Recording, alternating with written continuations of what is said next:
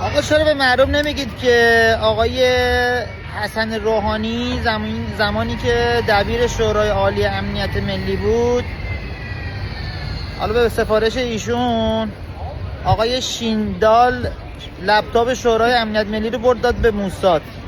ایشون هم تقریبا 6 سال زندان اوین بود. بعدش هم به واسطه آقایون هم حکم کمی گرفت، همین که اومد بیرون. من نمیدونم چرا این سطح خیانتایی که آقای روحانی و اطرافیانش کردن به ایران رو نمیخوان افشاگری بکنین آقایون. دیگه فکر میکنم وقتش بشه که بیاید بگید که اینا چه خیانتایی کردن و در نهایت چه ضرباتی زدن. بله خیلی های دیگه هم هستن که باید در موردشون صحبت شه. لپتاپ شورای امنیت ملی چیزی کمی نبوده، ولی خب انقدر متاسفانه آقایون نفوذ دارن، آقایون اصلاح طلبا، که اون عاملش آقای شیندال بود و تقریبا 6 سال هم زندان اوین بود. این لپتاپ برده بود داده بود به موساد.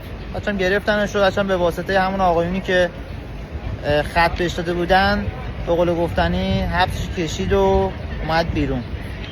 ولی خیلی مسائل دیگه در جای حسن روحانی هست که حالا به زودی حالا چه من چه اشخاص دیگه ممکنه که افشاگری بکنن. خیلی افشاگری های دیگه مونده دوستان.